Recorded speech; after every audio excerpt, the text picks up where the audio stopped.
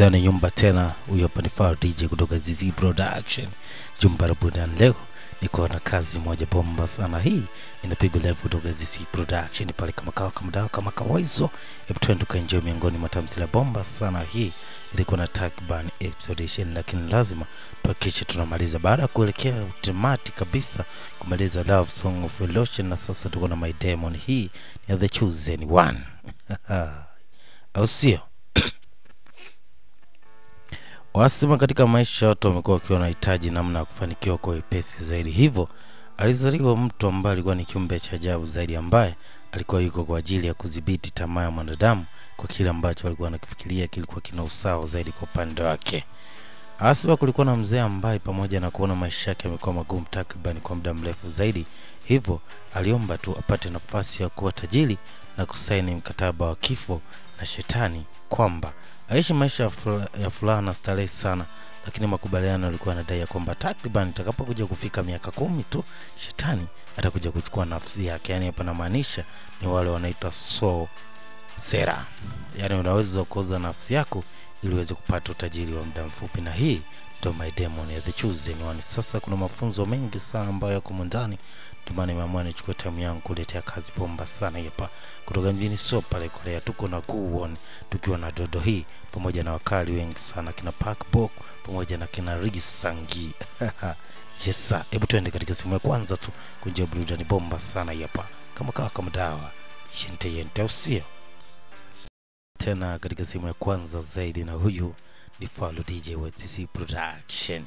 Basi mwanzo wa picha tunapata habari juu ya mtu ambaye anadai kwamba aliamini kile kitu ambacho kinaonekana katika taswira yake ilikuwa ni kitu ambacho kinaashiria juu ya maisha yake baadaye, na hivyo upendo ulikuwa ni mzito sana. Sasa tujaelewa kwa nini anamaanisha maneno hayo, lakini moja kwa moja mzigo unatutupa katika kanisa moja kubwa sana. Na hapa kuna waumini ambao walikuwa wakiendelea kupata mahubiri kutoka kwa mtumishi, lakini kuna kiumbe aliweza kuingia katika ile eneo, na huyo mtu anadai kwamba yeye amekuja kumaliza yale maagano ambayo huyo mtumishi aliweka naye pindi ambapo alikuwa anahitaji kupata nguvu ya kuweza kuwa na ushawishi mkubwa sana katika eneo la dunia. Basi mtu baada ya kuona ujio hicho kiumbe tu alikuwa ameshapata wasiwasi mkubwa, kwani tayari makubaliano yao alikuwa ameshafikia kingoni. Hivyo mamba alikuja kukusanya nafsi ya huyu bwana. Hivyo watu wote waliweza kutoka katika lile eneo la kanisa, na hivyo mwanaume alikuwa anahitaji kumaliza kazi yake kwa sababu ilikuwa ni juu ya makubaliano. Huyu mwamba anafahamika kwa jina la Guwon, na hii inapigwa kizazi zaidi. Hebu tulia uendelee kupata burudani bomba zaidi. Basi amwambia kwa kuwa muda umefika wa kile ambacho ulikiomba na sasa umetimiza hatima ya moyo wako, hivyo ni wakati wa sisi kuja kuchukua nafsi yako kama malipo tu kwa kile ambacho ulisaini katika mkataba wetu. Hivyo ilikuwa ni makubaliano kabisa kati ya huyu mkali na huyu mwamba ya kwamba ataweza kupatiwa nguvu ya kupata waumini wengi na kuongoza kanisa kwa muda mrefu zaidi, lakini pindi mwamba atakapokuja kuchukua nafsi yake kutakuwa kuna kizuizi sana. Na mwamba aliweza kumpoteza. Basi moja kwa moja tunarushwa katika eneo lingine. Wasema ni miaka 200 iliyopita huyu mwamba wa Gazeki ni Guwon. Anasema binadamu wamekuwa ni watu wenye tamaa sana juu ya kile ambacho anakitaka. Kuna wakati wanahitaji kutumia nguvu ili kuweza kufanikisha tu hatima ya mioyo yao, lakini dunia imegawanyika katika vitu vitatu. Wao wanatuita sisi mashetani, wakiwa wanaamini pia kuna malaika na vitu vingine. Leo alimtembelea mvuvi mmoja ambaye anafahamika kwa jina la Park Bok. Huyu mvuvi ni mvuvi ambaye alikuwa akivua kwa kipindi kirefu, lakini pasipo kupata mafanikio yoyote katika shughuli yake ya uvuvi. Lakini leo mkali Guwon alimwambia tu juu ya kitu kimoja, kwamba naweza nikakufanya wewe mvuvi bora na upate kila kitu katika shughuli ya uvuvi endapo tu utakubaliana na kile ambacho ni kama masharti kutoka katika mkataba wetu sisi. Jara anasema ni blood contact, so sell toza nafsi yako. Basi mkali ambaye anafahamika kwa jina la Park Bok, baada ya kuona mambo yamekuwa magumu na hatimaye anaona kuna uwepesi wa kuweza kupata kitu katika maisha, alikubaliana na kile ambacho anaambiwa na mkali Guwon ya kwamba yeye yuko tayari kusaini huo mkataba na kufanya chochote kile ili mradi atoke katika ziki na kuingia katika maisha ya raha. Lakini mkali amwambia tu juu ya kitu kimoja, kwamba pamoja na kwamba nakupa nafasi ya kusaini mkataba kwa ajili ya kubadilisha maisha yako, lakini pindi itakapofika miaka 10 nitakuja kuchukua kile ambacho kilikuwa ni changu. Basi pasipo mashaka yote na tamaa kubwa Park Bok ni kwa matajiri aliweza kusaini mkataba kwa sababu kipindi hicho alikuwa na uwezo wa kusoma na kuandika. Alichofanya, alitumia sahihi ya damu kutoka katika eneo la kidole chake ili aweze kufanikisha kukamilisha mambo akaibomba zaidi, na hapo ndipo alipoanza kufanikiwa katika shughuli za uvuvi.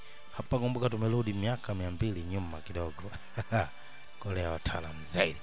Basi mwamba aliweza kumwaga mkali na kusubiri tu time itakapofika aweze kurejea kuchukua kile ambacho kilikuwa ni kama makubaliano tu, na mkataba uliweza kupotea katika mazingira ya kutatanisha zaidi. Basi tunakuja miaka sasa hivi, kulikuwa na sherehe moja kubwa sana ya kampuni kubwa sana. Hapa anakuingilia bibi mmoja ambaye ana nywele mashallah. Anakutana kijana mmoja ambaye kidogo ni mtaalamu sana wa masuala ya kupiga voko. Basi mwamba alivyomwona bibi anambamba, akaona huyu mtoto mbona anaweza nikamwimbisha, mambo ya safi zaidi. Alichana business card kumpatia mtoto na kumwambia yeye ni mtu mkubwa sana, hivyo kama kutakuwa na shida yoyote itakuwa vema tu kama binti ataweza kumcheki na pia aweze kuandika namba yake. Basi bibi aliweza kufanya kila ambacho anataka mwamba, lakini cha kushangaza zaidi kwamba huyu bibi alikuwa ni star mkubwa sana ambaye amekuja kuripoti katika hapa show kubwa sana, na kuja kutoa tu taswira juu ya kile ambacho kinaendelea katika kampuni hii. Ilimkata sana mwamba, kwani alimchukulia kiwepesi zaidi. Wanakuambia bibi anafahamika kwa jina Dodoe. Anasema mimi naitwa Dodoe, nipo hapa kwa ajili ya kurepresent kile kitu ambacho kilikuwa ni bora katika kampuni yetu na mafanikio ambayo tumefikia ndani ya takriban ya miaka mingi zaidi. Hiyo ilikuwa ni kumbukumbu ya bibi. Sasa tunasonga mbele zaidi. Hivyo bibi alikuwa ameambiwa anatakiwa afanye appointment na mtu mmoja ambaye apati kumfahamu, na hii ni oda kutoka kwa makamu mmoja mkubwa sana ambaye anafahamika kwa jina la Madam Ju. Wao wanamuita Chama. Anasema nimesha kuandalia mtu ambaye unaweza kufanya naye dating na itakuwa vizuri sana kama utapata nafasi ya kutana naye ili kubadilishana mawili matatu. Ni muhimu sana jua hicho anachokuambia kwa sababu mtu huyo ametoka mbali na yupo kwa ajili ya kusubiri wewe tu. Sasa bibi anasema nahitaji nipate nafasi ya kuongea na mtu huyo, lakini kutoka kwa mshauri wake aliambia ingekuwa ni vema sana kama angetumia dakika 30 tu. Sasa upande wa pili kwa mkali Guwon, wasema muda umefika kuhakikisha anaenda kusanya kile ambacho kimesalia. Upande wa pili kwa mkali Park Bo ameshakuwa ni mtu mwenye hela nyingi sana, anakula maisha, na alivyojua kwamba muda umefika alitafuta mabodyguard wengi sana ambao watakiwa kuja kumlinda tu pindi ambapo atakuwa anaingia mkali Jiyong Guwon kwa ajili ya kumwangamiza. Lakini ghafla tu mkali aliweza kuingia kwa kupitia eneo ambalo wala kulikuwa kuna walinzi, yani alipenya katika ubavu wa ubao fulani. Na hapa anamwambia leo tumekuja kukamilisha kile ambacho kilikuwa ni kama maagano na makubaliano ya kwamba utapata kila kitu ndani ya miaka 10, hivyo lazima nahakikisha naweza kuchukua nafsi yako ikiwa ni sehemu ya makubaliano tu. Mwamba ambaye anafahamika kwa jina la Park Bo alijaribu kupambana sana, lakini mkali amwambia hiki kilikuwa ni hazina ya makubaliano juu ya kile ambacho liliomba kwa kipindi kile, na mimi nimekuja kumaliza tu kwa kile ambacho kilikuwa ni makubaliano. Basi mwamba aliambamba, lakini mwisho wa siku ni kwamba hali ya mtaalamu ilikuwa mbaya sana, hivyo aliweza kupoteza maisha, na mkali ambaye anafahamika kwa jina la Guwon aliweza kuchukua nafsi yake na kukamilisha ule mkataba ambao mwamba alikuwa ameuandika. Hii ina kitu cha kujifunza zaidi kwa wale watu ambao wanapenda maisha ya shortcut, na kisha mwamba anambana namna hiyo Talabin Tibu. Mambo yameisha kuisha. Sasa bodyguard wanafika, wanakuta mkali ndo anaishia tu kwa mbali, hakupata hata nafasi ya kuweza kujua ni nani ambaye aliingia, na miongoni mwa zile saa ambazo zipo katika ile maktaba mshikaji moja iliweza kupotea, ikiwa inamaanisha tayari kuna kitu kimeshaenda. Sasa upande wa pili kwa bibi amekuja kwenye appointment na mtu ambaye amjui, ila anasema ni first date. Baada ya kufika hapa anakutana na mkali ambaye anafahamika kwa jina la Guwon. Hali mtoto mwenyewe alishangaa, maana mwamba ni bonge la handsome, yani alikuwa anachofanya tu. Anasema sijajua nini ambacho kimefanya uweze kukaribia kwenye meza yangu ili hali sikuwa na appointment na mtu yeyote.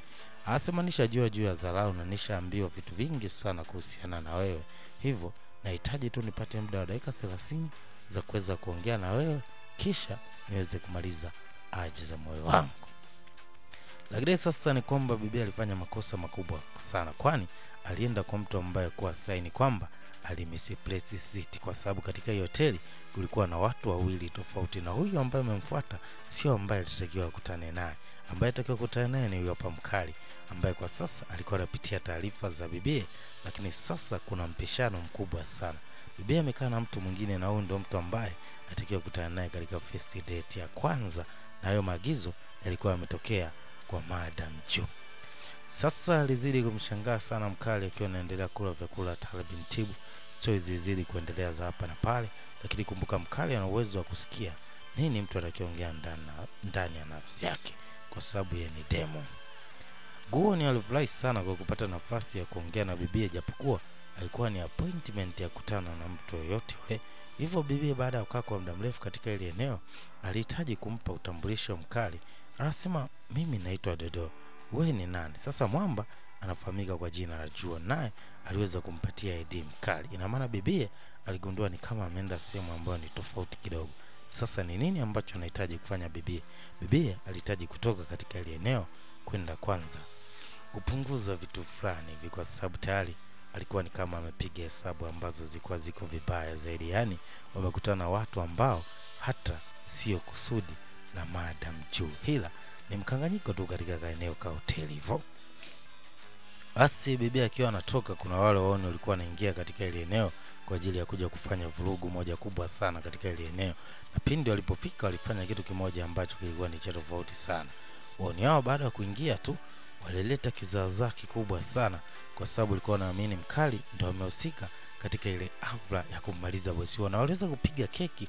Keki iliweza kuruka juu zaidi, lakini keki ilikuwa inaelekea katika sura ya bibi, lakini mkali wa kufahamika Juon alikuja na kumkamata mtoto Tala Bintibu na keki kutuliza mambo hayo.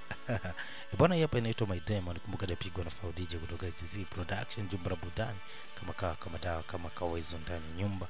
Leo ilikuwa ni katika sehemu safi ya kwanza. Hebu fanya tukutane katika sehemu ya pili tu kujua ni nini ambacho kitajiri katika mchezo mtamu sana.